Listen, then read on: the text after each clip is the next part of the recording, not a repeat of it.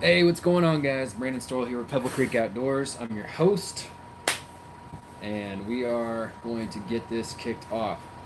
It's another live stream, kind of having fun with this. I enjoy it. It's not a lot of editing that goes involved, which is a huge break. Um, Not that I am not working on videos, but I will be at some point in time in the future.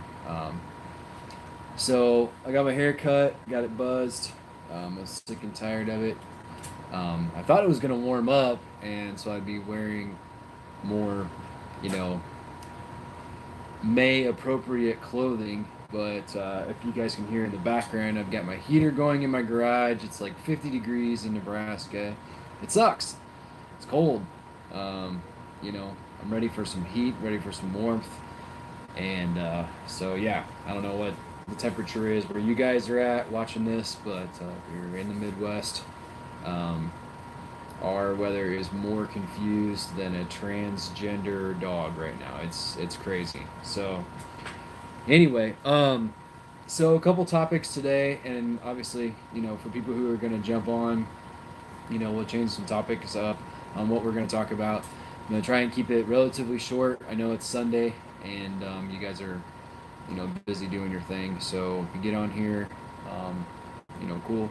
Um, Make sure you guys hit that thumbs up button and comment, and we'll see where we're going with this. But anyway, so I thought today we'd talk about some stuff in the trapping world. I love trapping. You guys know that. And so you can tell from the title of the video, my trap's bigger than yours, and it's kind of an interesting statement. So. I'm not a big, I'm not a small trap guy. Um, when it comes to trapping, I like to,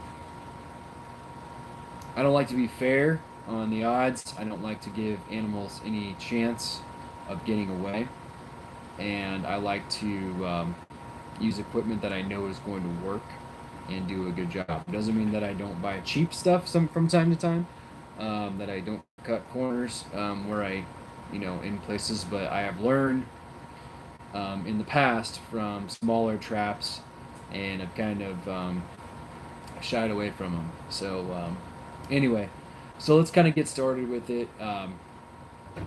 So one of the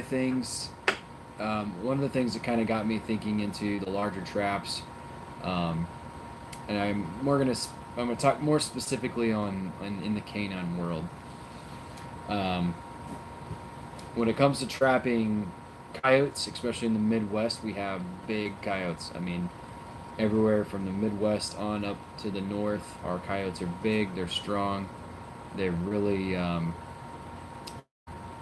they can really pack a wallop, and they can really do a number on a trap. A cheap trap or a small trap is definitely gonna pay the price with something like that. So a while back, I had purchased a couple videos on this. I'm pretty sure a bunch of these Victor like 175 sized traps, and um, there's a lot of guys out there in the industry that are catching coyotes on 1.75s. They've been doing it for years, and really honestly, it probably came from or stemmed to catch coyotes, and they found out that it worked in a lot of situations. And they do catch coyotes. I've caught coyotes on 175s before. Um, my thing is, so I bought these, and I bought these used, right? I don't know how long or how you know much time they had on them, but they were really nice. I thought they were kind of top of their line. Their center swiveled. They were all set up. I put the wolf fangs on them. This one's been dyed and waxed and all that good jazz, and they're really high speed, super fast running trap. I mean, I really do enjoy these traps, but um, and I was learning some different stuff on paying attention, and getting my dog set just right, and a lot of stuff. This is probably 3 4 years ago, and I started missing coyotes, and not only missing coyotes, but I was finding tufts of fur in my traps, um, and just a lot of different stuff like that. I think even one time I found a toe. And so I know I was getting toe catches and I was getting stuff, but I was also getting full pad catches. I could tell I was getting full commitments. It wasn't entirely an adjustment issue on my trap. It was the fact that coyotes were stepping into my trap, getting caught, pulling to the end of the trap, and pulling out of these traps. And and if these were brand new traps, I don't think I would have had a problem. But I should not be able to do that with a 175. Um, I think these are just kind of older, a little bit worn out, and they just don't hold coyotes very well anymore. Now, is this a good coon trap? Absolutely. So that's what they do now. So that kind of that kind of got me thinking about that. And I said, well, I mean, yeah, a 175 can catch coyotes. And they'll probably catch coyotes for a while. But when they get kind of towards the end of their life cycle or whatever, are they still worth anything for catching, coyotes or, when when it gets to that point? And I guess in my opinion, I think 175 is it's kind of at that max point of like, it's the very minimum of what you could catch a coyote with. So, in my opinion, why would you do that? Why would you go with something, at that point? Well, a lot of people do it because they're cheaper. It's much cheaper to do something like that than to go with an MB 550 or a Bridger. I get this right here. This should be Bridger 2. Bridger number 3, sorry. Why would you pay that kind of money when you can get something, for cheaper? And that's the personal opinion I guess you got to make. This is my personal opinion that I'm coming up with on this stuff. Um, and like I said, can you catch the coyotes on the 175s? Yeah, you can, and you probably will. Um, but I'm going to bring up a couple points here of why you may want to consider a larger trap, and just how that might help you out in your catch numbers in the future. So, couple things I guess I'll go off right off the bat is their strength. What has the best holding power? Well, these larger traps do. I got the Bridger number 2 or number 3 rather, and this thing comes stock standard with a larger set of springs, and it is set up. Everybody say hello to Eli. Say hi, Eli. Hi. All right. All right, go play, buddy.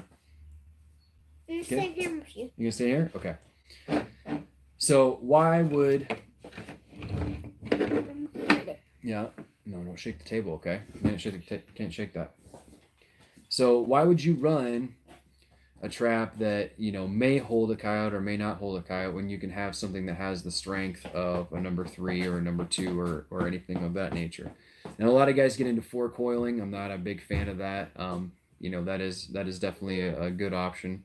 Obviously, this one here has offset jaws as well. That's a pretty nice feature to have. So obviously we have strength, overall strength. That's going to last. That strength is going to last longer on a larger trap. So on another point, and this is probably one of my favorite points about traps. Give me 2 seconds here to set this bad boy.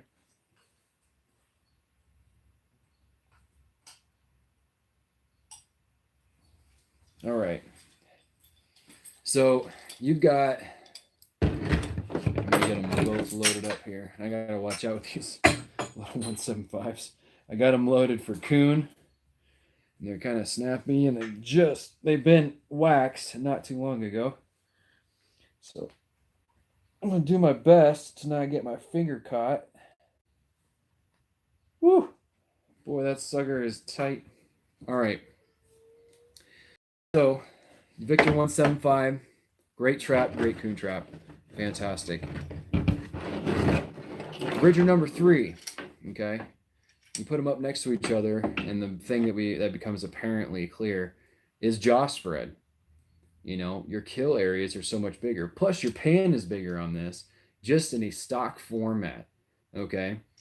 This trap has a smaller pan, smaller kill area, And that means if he steps on the side a little bit or whatever, you don't have that area of forgiveness like this trap does to wrap around that coyote's foot and really get him tightened in, where you want him. Um, is there anything wrong with the speed on this trap?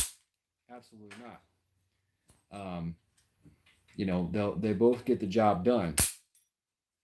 Some good rust on that one. A lot of good features on this, but you can see the difference, the comparison, and so that's why I choose to use a bigger trap. Probably my best go-to trap, and oh boy, let me slide back on this one. My best go-to trap is going to be the MB550, and these kind of have a little bit of the best of all worlds, in my opinion. So when I run a lot with these,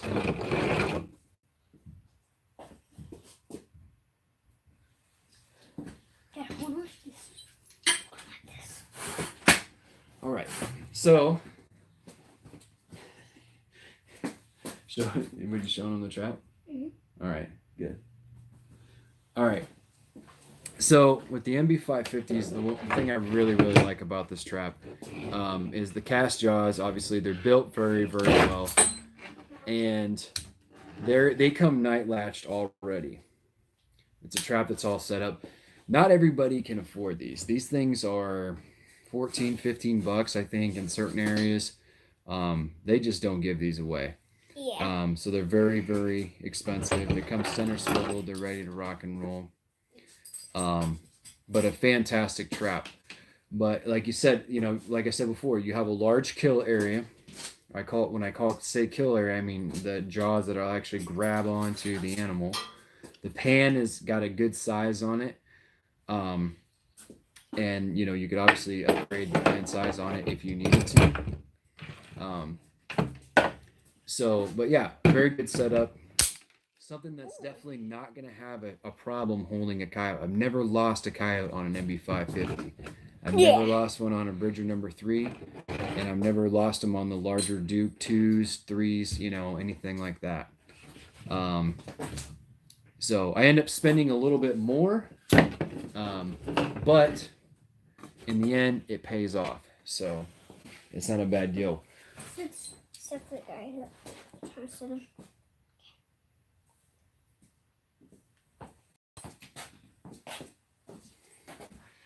So,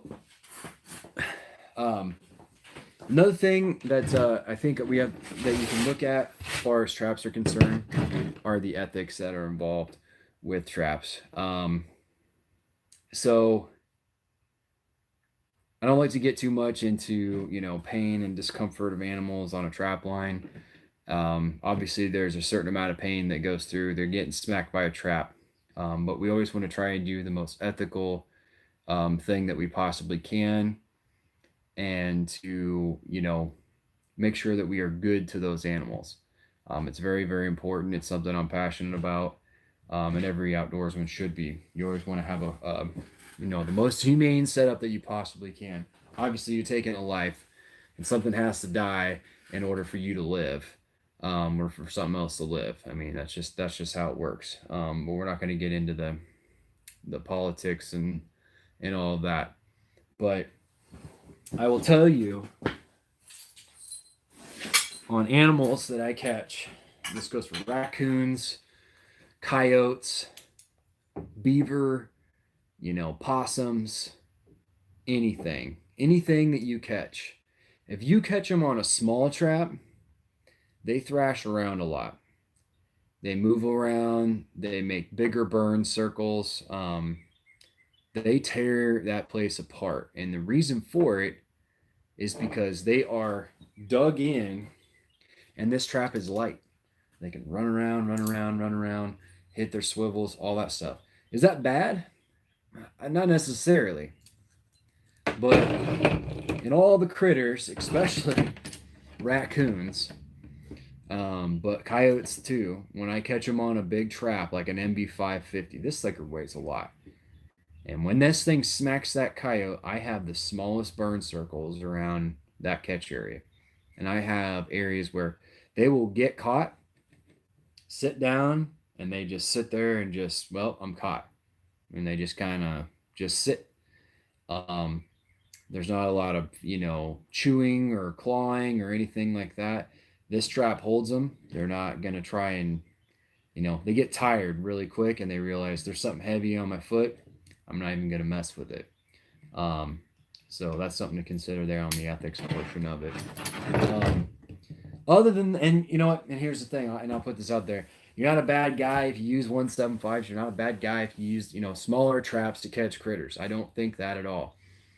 This is just my personal opinion, as far as like if you want to get into trapping, or if you're having critters pull out and you're having critters, issues with your traps. Look at your equipment. Are you using, big enough stuff? Are you using the right equipment to get the job done? And if you're not, make some changes like I did. Like I said, I bought a whole mess of these thinking I was going to save a whole bunch of money and I was going to catch a bunch of coyotes and have an all around trap. And what I ended up with was a bunch of coon traps to do pocket sets. And they work great. They catch them all the time. So, anyway, that's pretty much it on that topic. Um, yeah. But the only thing I've got going on is I just want to remind you guys that Ray with Hunt Ready Holsters, huntreadyholsters.com, has some fantastic deals on holsters. But more so, he has some fantastic and quality holsters that he produces. He gave me 3 of his holsters to try out, and I have been extremely impressed with all of them. Um, I have a video on there if you guys want to check out my YouTube, or go into my earlier um, videos on YouTube. Go into my product reviews portion, and you guys can get on there and see that product that I reviewed. And Ray really makes a fantastic product. I think it's really good. My favorite one that he has is his concealed carry. I can't remember. It's an inside waistband, and it's just a straight Kydex carry. If you're kind of a skinny, slender, chiseled gristle kind of guy like me, it's the perfect holster for you because it's very, very small, compact. It fits on the inside of your waistband and hooks onto your belt on the outside. And it's super, super fast. I mean, you clear your shirt out of there and you flip that thing out and it's ready to go to business right away. So that's probably my favorite inside waistband. Then of course I have the outside waistband Hunter, the Hunter OWB Hunter. You guys can see that one in there, and I have that in several of my videos. That is my favorite holster by far, for outdoors kind of stuff. And it has the leather inside, it has the Kydex exterior, it has the double retention system, has a strap that goes over the hammer of my SIG 229. Which is really, really good because I do a lot of rough and tumble, going up and down creek banks and hills, and working around heavy machinery. And last thing I want to do is to have my handgun fall out of my holster and accidentally go off, or just lose it in the weeds or the mud somewhere. So really love that. Fantastic design there. So anyway, so with the live stream, things are kind of going good. I know it's Sunday and it is kind of later. But let me know what you guys think. If there's a better time to do the live stream, I will do my best to try and set up a live stream that we can do consistently once a week or something like that. That way we can all get on the same page. I don't know, but you guys let me know what you want to do, and what you think, and any topics that you want to cover, and we'll get after it. So anyway, as always, I'm Brandon Stoll with Pebble Creek